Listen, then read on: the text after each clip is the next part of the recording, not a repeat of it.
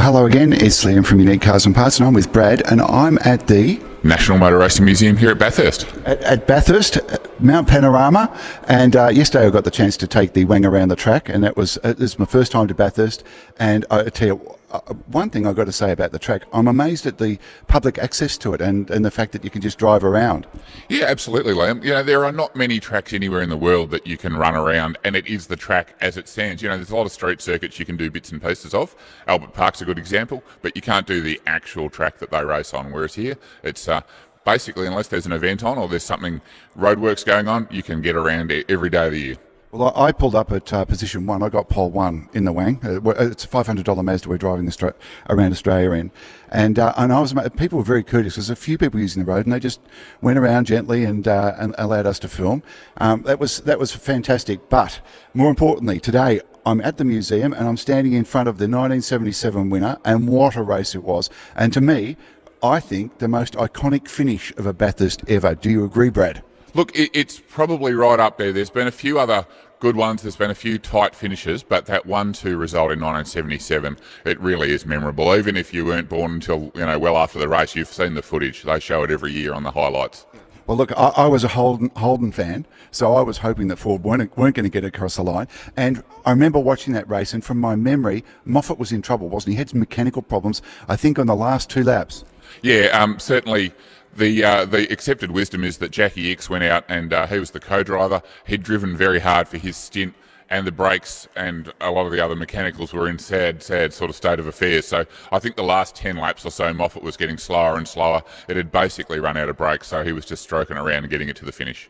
Well, having taken the wang around that track, you rely on your brakes a lot, even at 50 k's an hour. Absolutely, and you've got to think in 1977, that's pre-Caltex Chase. So the Conrod Straight went all the way to Murray's Corner, and it was a very long straight with the dips and the elevation change. They would have needed as many brakes as they could find. Now the number 2 car was driven by? Colin Bond and Alan Hamilton. Okay, now obviously we went out to Colin Bond because I think he was behind the wheel on those last few laps to stay behind Moffat and let Moffat to create that 1-2 victory. Yeah, that was, team orders, and I guess, Alan Moffat was paying the bills, and Colin realised that, if he wanted a paycheck and a job next year, maybe just stay behind the boss. Well, I kept watching and thinking any minute he's going to take over, any minute, because it was literally metres in it, wasn't it? But what a finish it was. It was fantastic. And this is the original XC, I'm looking at, XC Ford Cobra Coupe, was it based on? I think actually this one might have started life as an XB, like race cars, it just gets updated so it looks right. It's not a Cobra. Cobra wasn't released until the next year. Having said that, this car became the team's car in 78 and 79, and in 78 at Bathurst, it looked like a Cobra. It had blue stripes and a white car, but it was this one underneath. So. And Brad, how did the museum come to get this into its collection? So this one was donated by Alan Moffat to the Bathurst City Council previous to the museum being established. The museum was established in 88, and by the time the museum was formed, we actually already had a couple of cars in the collection that council had received from teams. And so Moffat donated. Wow, what a good! Thank you, Alan. He won't be watching, but what a generous offer. So this was one of the original cars to come into the collection. Yeah, that's right. This one and the Brock Commodore were 2 of the very earliest cars that we had in the collection.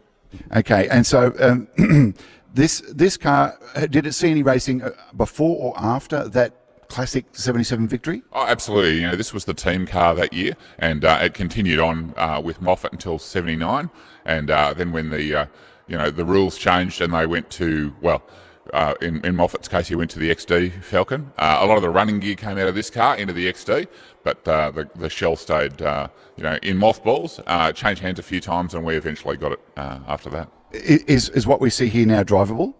It does run, yeah. When the museum received the car, it was basically a set of wheels and the body shell. It was rebuilt by council's workshop staff, and they put an engine in it and things like that, so it is able to be started up and run around. Okay, and so you've got your own workshop associated with the museum where they restore these things? Well, it's actually council's workshop, so most of the time they're working on graders and tip trucks and rubbish trucks and all of the stuff that councils run around, and when they have a little bit of time, sometimes they can come and do a little bit of work on our cars as well. Did they give these jobs to the apprentices or something? I think they would have been a bit of a fight to get this job. It's a pretty good one, playing with racing cars. Agreed. Well, Brad, thank you for that. We're going to move over to, which car do you suggest we have a look at now? Well, let's go and have a look at the 1988 Bathurst winner, the Sierra, that was driven by Tony Longhurst. Well, and none of us were too happy when the Sierra won that because it seemed like it was, well, I know it was Ford Holden, but it seemed like it was a British car winning, didn't it? Yeah, look, it was an era in Group A where the turbo cars were well dominant over the V8s.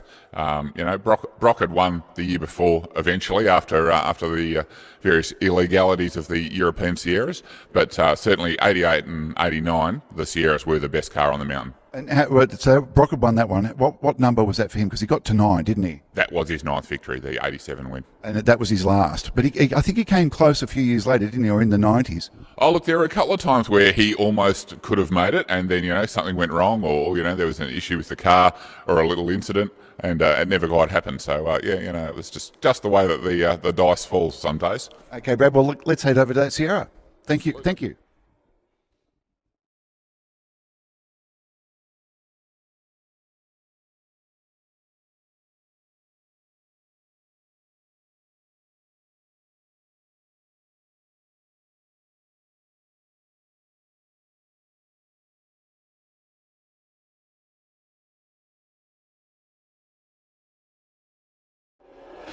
So I'm with Brad, and we've walked over to the Benson and Hedges. You're not allowed to mention cigarettes in advertising anymore. Oh, look, those days are long gone, but the museum still has the signage on the cars because that's how they ran back in period. And turbo-driven cars in Bathurst 1000 are gone too, aren't they? Oh, that's right. This was the era where Group A was the formula of choice, and then from 1993 onwards, sort of evolved into what we now know as the Supercar Series. And there was one year when they ran 2 Bathursts, wasn't there? There was the Group A, and then there was the V8s, as I remember, and they were a week apart. Yeah, both in 1997 and 1998, they ran the 2 Bathurst 1000s. Yeah, a couple of weeks apart. The Super Tourers were running the traditional long weekend date, and then the V8 race was the one a couple of weeks later. Okay, so let's wind the clock back to 88. We're used to seeing the V8 Holdens versus basically at 88 it would have been the Tiranas back. No, not even. It would have been the Commodores back then. Yeah, absolutely. So in 88 we were talking about the first year of the Walkinshaw VL Commodore. There are a variety of other things as well. Anything that was globally able to be running in Group A. So BMW M3s, Mercedes 190 Cosworths, a whole bunch of different stuff in the lower classes. But the outright classes was really the Walkinshaw Commodore, the Sierras, and the earlier Skylines previous to the GDR. Yeah, and what were Ford racing before they put the Sierras into it? So prior to the Sierra in Group A, there were a few Mustangs running around, and in fact, we've got on loan at the moment one of the Dick Johnson Mustangs from 85 and 86. They weren't terribly successful though, even though they were the 5-litre V8. The Sierra really was the best of the Ford Group A cars. And that was because it had a turbo? Well, I think it was just the package. It was light, it was manoeuvrable, it had a lot of power, but it also had a lot of tyre on because of the weight and the engine displacement. They could run pretty wide tyres on those things, and they were pumping out somewhere in the vicinity of 600 horsepower. So they were a very, very good car. So prior to Ford switching to the Sierra, they were running Falcons, weren't they? Yeah, Falcons till the end of Group C in 1984, and then in 1985 the Mustang took over. Yep. So Falcons, then Mustangs, then the Sierra, and they had a lot of success with this. And was this the Sierra's first out? 88 was the first outing of the Sierra? No, the Sierras had been here in 87 as well, and famously the Eggenberger cars finished over the line 1-2 in 1987, but then the various protests about their fuel and their bodywork and other bits and pieces meant that the race win was taken away from them, and Brock picked up his 9th. So that was the previous year. So Brock came second, obviously, but then third. Brock came third. So the 2 Eggenberger Sierras came first and second, and they were both rubbed out. Well, go Brocky. Yeah, absolutely. Sorry, Ford people, but yeah, we don't like to see that sort of thing in motor racing. Do we like the winner to get? I guess those guys held the trophy up at the end of the race. Absolutely. Brock didn't get the trophy until March the next year or something like that. It was a long time between going over the finish line and then the various appeals and things being heard and the trophy being handed back over. Did Brock instigate the inquiry into their cars' legality? No, I think it was a variety of different things. There'd been stuff going on during the whole course of the week. The Australian Sierra teams had sort of looked at these European things, and a variety of other things happened during the course of the race weekend. And I think Cam's decided to investigate what was going on with the European cars. Okay, so we're looking at the Tony Longhurst 88 Sierra. Who was his co-driver? Thomas Mazira. So, he later became a Holden Racing Team driver, but this was one of his first, debuts on the mountain, and he had a very successful run with Longhurst on the day. And looking at it, this car is as it raced. Pretty much. The car went on after Bathurst to do a little bit of other work. It changed teams to the Colin Bond team. It was used as a spare car for a while, and then the sponsor actually bought the car back and returned it back to its original configuration and donated it to the council for our museum collection. And what year did they donate the car? It came back in the early to mid 1990s. Okay, and it looks outstanding. It looks almost ready to race, as they all do. They're in absolutely tip-top condition. And it sort of evokes memories for me of earlier days. Although down the other end of the museum, I can see that we've got an old is that a G2 or Lotus Cortina? That one's actually a GT 500 Cortina, so that's the 65 Bathurst winner, and it was one of the special production cars built to win Bathurst. You got a Mini, and I think that looks like an Isuzu Bellet down there. Correct, yeah, it is, and that car is actually one of the earliest Bathurst race cars that's unrestored. So that car ran in the 1966 Bathurst 500, and it's never been restored. Well, I think we better head down that end and take a look at some of these cars. But Brad, thank you for showing me the Longhurst. I can't say I was a fan when this thing won, but I'd grown up in the era of Holden versus Ford, and it just seemed to me a little bit weird that it wasn't against a Falcon. But that's me. So we're going to head down there. And Brad, thank you for discussing the Longhurst Sierra 1988 Bathurst 1000 winner, and the first Sierra to ever win at Bathurst legally. Absolutely. Okay, thanks, mate. Hello again, Liam with Brad, and we're at the National Motor Racing Museum at Bathurst. I always get museum names wrong or get a word wrong, so that's why I'm throwing to you, Brad. And I'm standing in front of four of the earlier runners around Bathurst when it was the Armstrong 500, I would have thought. Yeah, absolutely. These cars date back to the earliest days, from when the 500-mile race moved from Phillip Island in 1963, right through to that early stage just prior to the Gallagher 500 sponsorship. And before I came out to have a look at this museum, I looked up some stuff that I'd researched, I think back in 2001 when I first started writing the Unique Cars and Parts website. And the track itself was made during the Depression as part of a sort of like to get people employed around Bathurst. Is that correct? Yeah, that's right.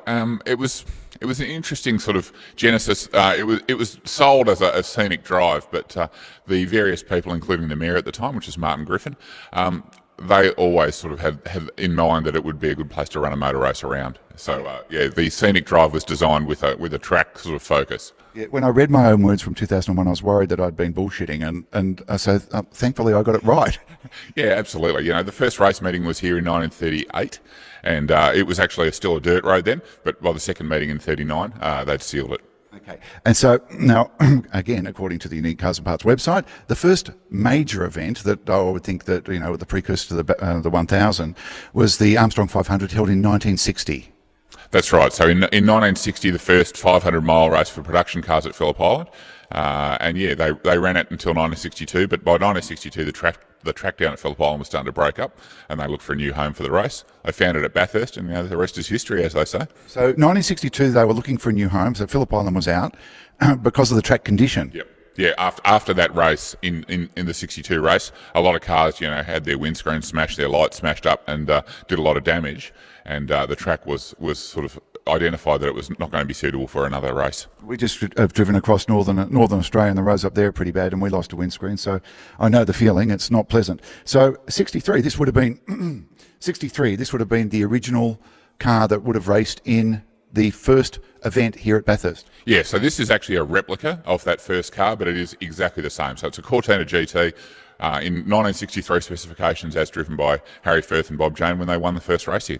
Okay, so you've again, it's the Bathurst City workshops that have. Yeah, so this car's part of the Bathurst Regional Council collection. It's maintained and was rebuilt by our workshop staff. And in fact, yesterday we just had our annual roadworthy check for the car because they are still road registered, these ones. Okay, and well, actually, I saw one going around the track yesterday, but I think it had green on it. So there's a. Were you the one that was driving it? I might have been driving the car, yes. Yeah, and you pulled up just out on the track. Yeah. We have to do an annual check because we have 6 cars in the museum's collection that are registered. Basically, they're replica cars, and we were doing their annual checks yesterday, and whenever we get them out, it's always an opportunity to take a photo and maybe put it on our Facebook page, depending on what's going on around the track. Well, look, you were behind me, but I think you're struggling to keep up with my old car. But I said to my wife, I've got to ask that guy if I can interview him, and she said, no, leave him alone. Let's go to the pub. Well, there you go. It's all worked out in the end, hasn't it? But she should have known me better. I was going to chase you down somehow. So a replica of the original 63 Cortina GT console, because they were really a British car, weren't they? All of these are British cars except the M1, which is Japanese. So we can move across, and now we're looking at a 65 Ford Cortina. I'm going to start that again. We're looking at a 65 Ford Cortina GT 500. There weren't many of these built. No, that's right. These were really the first proper Bathurst special, and in fact, the GT 500, the 500 in the name, was really a kind of allusion to the fact that they were designed for the 500-mile race here at Bathurst, and this was an Australian version of a Lotus Cortina, basically. So Harry Firth was in charge of Ford's factory efforts in those times. The car ended up with better engine, so camshaft, carby, various bits and pieces in the engine. It got a Lotus Cortina gearbox, long-range fuel tank, better brakes, and a whole bunch of stuff to make it a better production car racer. And in 1965, the car won the race, and this is the actual winning car. The winning car, and look, it's got registration plates, as you mentioned. They're all road registered. Back in the day, though, did the drivers actually drive these out to Bathurst? Yeah, a lot of them did. The cars were quite often run in on the road to Bathurst, or the drivers got a bit of familiarisation with the car, so that by the time they got to the start line, they were very comfortable with how the car felt and how it drove. You couldn't run them in now with the number of police cameras between Sydney and Bathurst. Well, you could run them in, but you have to do it pretty slow, so I don't think it would achieve the outcome. Yeah, it's I've never seen so many speed cameras in a stretch of road. That was ridiculous. So this is the very car. Bob Seaton and what was the... Bo Seaton and Mitch Bosworth. Bo Seaton and Mitch Bosworth.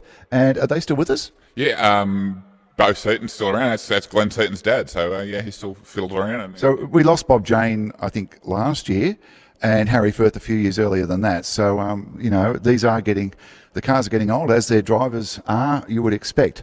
Next, we've got a Mini Minor. Now, the Mini Minor, this says here 66 Mini Cooper S. Did this one win? This is a replica of the 1966 race winner. So it's a genuine Cooper S, and that year the Mini Cooper S has actually finished in the top 9 positions. It was really the car in 1966. So what you mean 1, 2, 9? All were Mini Minors? Correct. Yep. How many Mini Minors entered the event? I think there were about 11 in the Cooper S's, and there were of the 1275s, and there were a few 1100cc Coopers as well. How many entrants were in that year? Do you know, just roughly? Oh, I think it was sort of somewhere in the vicinity of 40 or 50, because they still had very strong class structure in those days. Okay, so the Minis had lots of competition, but they absolutely dominated. Yeah, absolutely. And they had really great drivers as well. The BMC factory team had international rally drivers. So, this is Paddy Hobkirk, Rano Altonen, all the sort of guys of that calibre were driving the factory BMC cars. Okay, and this is the original, the actual car? No, this is a replica of. Oh, a replica. Well, it looks great. Where was this one done up? This one was another one that was done here by our council staff, but also with some of the local support from the motor trades. So if you get down to the museum, this section is well worth the look. It stands out because although we've got a 67 GT, and I'm guessing that is the first GT Falcon to have won at the Mount. But before we get to that, I'm going to ask my lovely assistant to swing the camera around, and we're going to go to something that stood out to me when we were the other side. We're looking here at an Isuzu Bellet, and you were mentioning, Brad, that this is the only car. Is it the only car in the museum that has not been restored and is as it was driven in the race? Well, no, it's a privately owned car, but it is the oldest unrestored car that's raced at Bathurst. So we don't believe there's an earlier car from Bathurst races that has remained unrestored. And it looks remarkably good, and yet it does look like it's seen better days. And have people actually signed it? The original drivers have signed the roof of the car. The owner of the car, who's down in Melbourne, actually still runs it around. It does regularity drives, and it is a registered car. So it's still in use. And yes, the paint scheme does show its age. But having said that, if you repainted it and restored it, it would get rid of that fantastic history. So I think it's a fantastic thing in the condition that it is now. Well, I totally agree. And road legal, and yet the headlights are covered over. only for display purposes. Certainly, when this thing's running around the road, it's got the number plates on it, the tape's off the lights, and it's just a normal car. And the tape was put on the lights back in the day, obviously to protect it. You mentioned the windscreens being broken because of the poorer track conditions at the time. I'm guessing people would do that to stop the headlights. And was it something that was required so that no glass fell on the track? Look, I think there was probably some rules in that sense, and also what you saw back in those days is they would use different coloured tapes or different stripes on the headlights so that you could tell the team cars apart. So from the pit crew's perspective, they knew which of their cars they were looking at any time. Yeah, well, when you've got a dozen or so mini minors going around, it would be hard to tell them apart. Yeah, that's right. And most of them are green because that's the colour that you have to have your mini in anyway. So and at a distance, they're all pretty small. So the polka dots, that was one of the reasons. Absolutely. So the two main team cars for the BMC team, this one was running the orange spots, and the second car was actually running like chevron shapes over the surfaces, so you could see really distinctively which car was which. Okay, so I've seen the old footage of that, and of course it's early footage of Bathurst. It's all black and white, but you can see the dots on it. And I've always wondered, why did they decorate the cars with dots? And it was so that the teams could identify them. Yeah, absolutely. And you still see that today. They have different coloured windscreen banners or things like that, so that the team cars really, it stands out as to which car they're looking at. So the two cars are sort of like they've got the details. So when they're running two or three cars, so they know which one's which. Correct. Yeah, that's exactly right. Now, this ballet, just before we finish on this, did it win or did it place? No, look, it was okay in its class. It didn't set the world on fire, but certainly, it finished the race, and that in itself in those days was a pretty big achievement. And this would have been one of the earliest Japanese cars to have run in such a race. Yeah, it probably would have been. They were still requiring cars to be assembled in Australia. So although it was a Japanese car, they were bringing them out in knockdown kits and assembling them in Australia. And at those early days, you still had to have an Australian assembled car to run at Bathurst. Now, I've written about the Isuzu Ballet on the website, and I don't know, I must have researched it, and I may have mentioned it, but I'd obviously forgotten because I didn't know that these things were assembled in Australia. Yeah, there was a whole bunch of different cars that were assembled, even as just small runs in those days. And because of the tariff situation, it was much cheaper to bring cars in and stand them up. And a lot of cars were different manufacturers' cars were assembled in the same factory. So AMI down in Victoria, which is now became the Toyota factory in the end in Port Melbourne, they assembled everything from sort of Mercedes-Benzes to standard Vanguards and Toyotas. So all in the same factory. Really, I didn't know that. Did AMI assemble the Isuzu? No, I don't think these were an AMI product. I'm not sure exactly who brought those ones in. Well, Brad, if you get down to the Trafalgar Holden Museum, and I'll give them a plug, you'll see that Holden built patrol boats in World War II, which I thought was amazing. But this is incredibly interesting. I'm going to take a few moments to take some photos, which I'll put over the videos. But I'd like to thank Brad for showing us around the museum. It's been absolutely fantastic. This is the highlight of Bathurst, apart from going around the track, of course. And I'm so lucky and so fortunate, and so is everyone that comes to this museum. You say some cars are on static display, owned by the council, but others are loaned. So some are changing over from time to time, but it seems very full. Look, it is. We're actually pretty full at the moment. We've had a few big exhibitions on since October last year.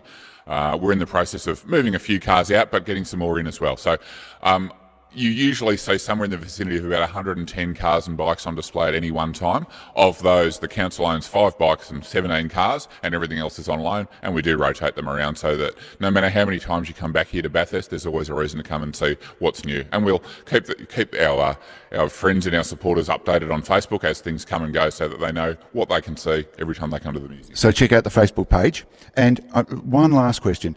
On race day or around that weekend, I'm imagining it is a fair dinkum bung fight to get into this museum.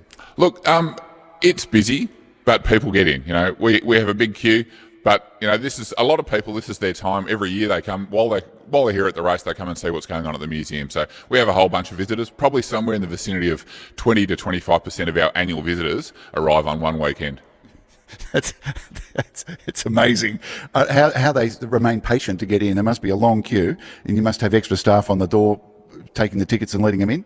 Yeah, usually we have one or two staff here, but on race weekend we have 8 to 10. So yeah, it's a big deal for us. And only $15 to get in, so that is incredibly good value, Brad. Look, I think so, but I'm biased, of course. But yeah, there's certainly a lot to see, and it's always fantastic to come here and see what's been happening at Bathurst and at the museum.